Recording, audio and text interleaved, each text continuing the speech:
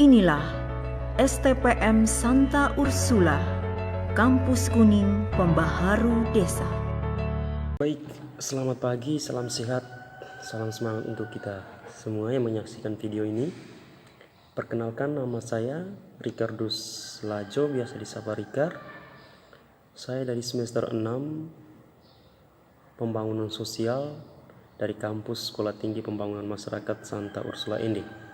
Di sini saya akan membagikan sebuah video dengan durasi 10-15 menit mengenai pertanyaan analisis yang diberikan dosen pengasuh mata kuliah studi kependudukan yang diasuh oleh dosen Ibu Yulita Eme, dengan soal analisis fokus pada 3 permasalahan, yaitu masalah pendidikan, masalah pengangguran, dan masalah kemiskinan. Dari 3 kebijakan ini, dari 3 permasalahan ini, dari soal ini, permasalahan ini merujuk pada desa kita masing-masing. Ya, sebelum saya melanjutkan video ini, saya berasal dari desa Wiri 3, Kecamatan Koliwa Selatan, Kabupaten Ngada.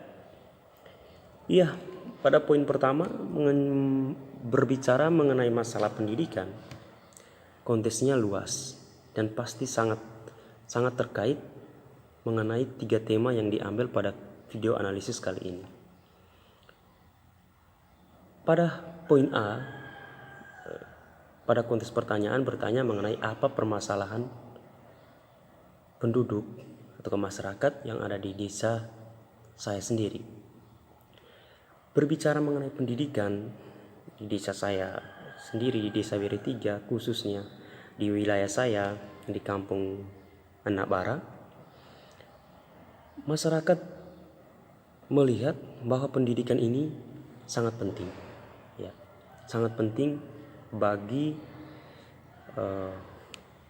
masyarakat, khususnya bagi anak-anaknya, dan juga bagaimana masyarakat melihat konteks pendidikan ini bisa mengubah mentalitas, mengubah masalah ekonomi, dan juga merubah masalah pengangguran, dan juga merubah masalah kemiskinan.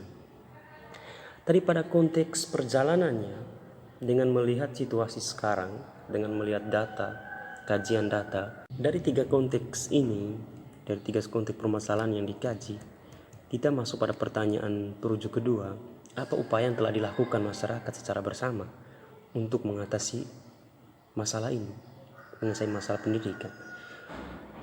Untuk kita ketahui bersama, di desa Wiri pada umumnya, dari Wiri 1, Wiri Induk, hingga Wiri 3 dan seterusnya, ada salah satu kebersamaan masyarakat yang menurut saya perlu dijaga mengenai konteks mengatasi masalah pendidikan. Yang pertama adalah masyarakat melakukan yang namanya arisan pendidikan. Dalam konteks ini, arisan ini bertujuan untuk membiayai masalah pendidikan anak. Ya, ini adalah konteks yang menarik. Terus pada poin kedua, masyarakat bersama-sama saling menyupport, di mana adanya kebersamaan masyarakat untuk masuk dalam suatu lembaga keuangan seperti koperasi, sehingga di sana masyarakat diberi bantuan, ya, untuk mengelola uang, untuk menyimpan, untuk meminjam, untuk kepentingan pendidikan. Ini konteks yang terjadi sekarang di tengah masyarakat. Dan setelah itu, adanya upaya dari masyarakat yang punya semangat untuk melakukan pendidikan anak. Ada juga merujuk pada konteks pertanyaan berikutnya, kebijakan apa saja yang dilakukan pemerintah untuk mengatasi masalah ini.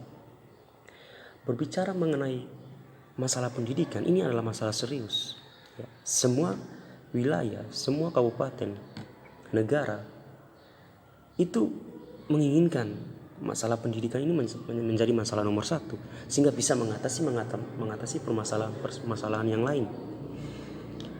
Dalam konteks ini, di Kabupaten Ngada pada umumnya itu pemerintah melakukan sebuah kebijakan dengan memberikan beasiswa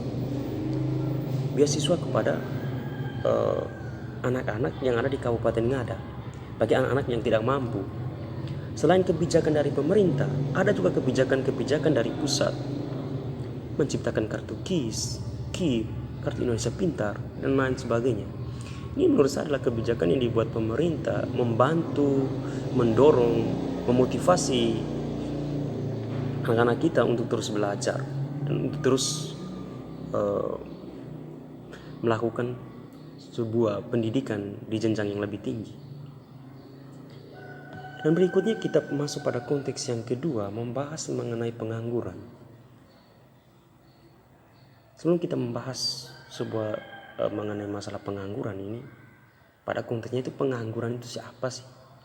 Apa sih dengan pengangguran ini? Kan pengangguran ini punya banyak konteks.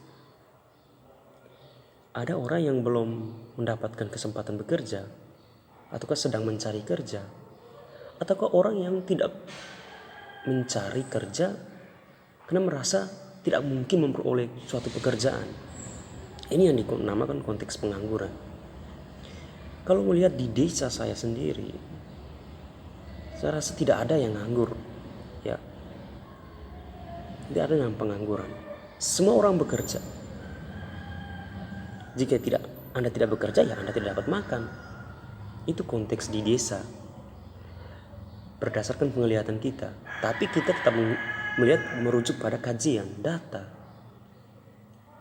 di mana orang masyarakat dikontekskan umur 15 sekian ke atas yang belum bisa bekerja dikontekskan nganggur, walaupun ada pekerja sampingan yang dilakukan.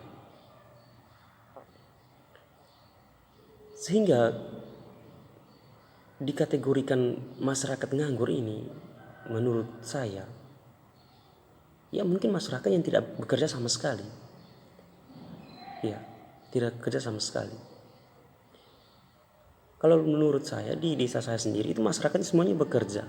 Menjadi nelayan, menjadi petani untuk memenuhi kebutuhan sehari-hari.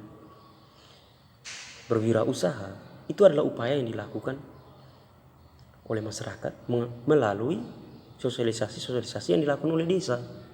Dengan memberikan arahan kepada masyarakat bahwa bagaimana pentingnya mendapat sebuah pekerjaan, berusaha untuk memenuhi kebutuhan setiap hari. Sehingga tingkat kemiskinan di masyarakat itu mulai berkurang. Kalau bertanya mengenai mengapa ada pengangguran di daerah kita, itulah seperti yang saya jelaskan. Mungkin masyarakat tidak menginginkan untuk bekerja, ataukah pesimis, mungkin saya tidak akan mendapatkan pekerjaan, dan juga dengan belum adanya lapangan-lapangan pekerjaan yang tersedia di tengah masyarakat, ataukah walaupun kepercayaan untuk memberikan pekerjaan, ataukah kualitas diri juga, sehingga belum mampu untuk terjun ke dunia kerja. Pada konteks ini, pengangguran pada dasarnya itu kembali kepada diri sendiri. Apakah kita mengharapkan dari pemerintah, atau kita bisa berinovasi untuk menciptakan sesuatu, untuk bekerja sesuatu. Dengan kategori di wilayah kami adalah wilayah yang menurut saya masyarakat dituntut untuk bekerja. Masyarakat diberi ruang untuk bekerja. Kembali lagi kepada bagaimana diri seseorang, inovasi. Selain itu, jika kita kembali kepada diri masing-masing, tentunya ada dukungan juga dari pemerintah, dan juga bagaimana organisasi-organisasi yang ada di tengah masyarakat, ya, seperti LSM dan sebagainya, yang bisa melihat masalah ini, bisa mengatasi masalah ini, bagaimana solusinya, sehingga masalah pengangguran yang ada di desa itu teratasi. Dengan apa? Memberikan pelatihan, ya, memberikan pelatihan, memberikan suatu arahan kepada masyarakat atau kepada masyarakat yang belum bekerja, bagaimana mengembangkan dirinya, bagaimana mereka bisa memiliki skill untuk bisa bekerja di pemerintahan maupun lembaga-lembaga swasta dan lembaga-lembaga BUMN dan lain sebagainya, ini adalah kembali kepada kualitas diri. Kita menyiapkan diri kita untuk bisa mengatasi masalah yang kita alami. Kita masuk pada poin ketiga. Di sini saya jelaskan mengenai masalah kemiskinan. Dari 3 poin di atas tadi, masalah pendidikan, masalah pengangguran, kita masuk ke masalah kemiskinan. Jika 2 poin di atas bisa kita atasi, tentunya poin ketiga ini tidak kita rasakan, yaitu masalah kemiskinan. Kita masuk pada rujukan pertanyaan, bagaimana sih situasi tingkat kemiskinan di desa Anda, desa saya sendiri. Kalau saya melihat kategori kemiskinan itu punya kategori, punya ukuran kemiskinan, sekitar 14an ukuran kemiskinan. Ya, bagaimana orang melihat kemiskinan itu dilihat dari bangunan rumahnya, berikut fasilitas yang dia gunakan setiap hari, terus sumber pendapatannya, terus bagaimana makan minumnya, pakaiannya, dan masih banyak konteks-konteks yang dinilai bahwa mengategorikan seorang itu miskin. Pendidikannya juga yang sangat penting, bisa mengategorikan semua orang itu miskin, seorang itu miskin, keluarga ini miskin dan sebagainya. Dari hasil penglihatan, bukan melakukan hasil wawancara, kita hanya mengamati dan melihat sebagai mahasiswa. Kalau di desa saya sendiri memang banyak masyarakat miskin, ya masih banyak. Tapi dengan berjalannya waktu hingga sekarang, masyarakat mulai mengerti bahwa situasi yang dirasakan ini adalah situasi miskin, masalah kemiskinan. Dengan melakukan suatu yang namanya terobosan dengan berinovasi, mulai membuka usaha, ya. Dengan sekarang bantuan dari pemerintah berupa BLT itu, masyarakat mengembangkan BLT itu bukan sebagai bantuan yang benar-benar ini adalah bantuan yang ya kita sudah ada BLT, tidak usah ada kerja lain. Tapi di desa saya tidak. Masyarakat berpikir kreatif bagaimana bisa menggunakan BLT ini membuka usaha, ya, melakukan yang namanya kegiatan bagaimana uang ini bisa dikelola dengan menabung di koperasi dan sebagainya, sehingga bisa mengatasi masalah kemiskinan. Masalah kemiskinan sendiri di desa saya sendiri itu bukan masalah serius, ya. Itu kan seperti yang saya sampaikan, masyarakat uraian kategori masyarakat miskin itu seperti apa. Jika memiliki pendapatan di bawah 600 per bulan, ya itu yang namanya masyarakat miskin. Ya kita tahu masyarakat sekarang yang bertani, nelayan itu ingin mengubah masalah kemiskinan ini, sehingga dengan adanya inovasi yang ada di tengah masyarakat, tinggal masyarakat berpikir bagaimana membangun dirinya sehingga bisa mengatasi masalah kemiskinan yang ada. Pada konteksnya, mengapa adanya kemiskinan di desa? Tentunya desa menjadi suatu tempat di mana masyarakat seperti petani, nelayan itu berada. Tidak selamanya kemiskinan itu ada di desa. Ya. Mengapa kemiskinan ada? Itu tadi yang saya katakan, mungkin kurangnya pendidikan, ya, banyak yang menganggur, sehingga terjadinya kemiskinan. Terus jika masyarakat miskin, pasti dampaknya banyak, dampaknya luas. Masyarakat akan berupaya, bisa saja mencuri dan lain sebagainya untuk masalah kemiskinan. Sehingga di sini perlu adanya penerapan dari kepala desa ataukah pemerintah setempat untuk lebih serius mengatasi masalah-masalah kemiskinan. Kalau dari pemerintah sendiri, pemerintah terus berupaya dengan memberikan bantuan-bantuan BLT, terus memberikan kartu keluarga harapan dan lain sebagainya. Itu adalah upaya yang dilakukan oleh pemerintah. Ya mungkin sekilas mengenai masalah kemiskinan.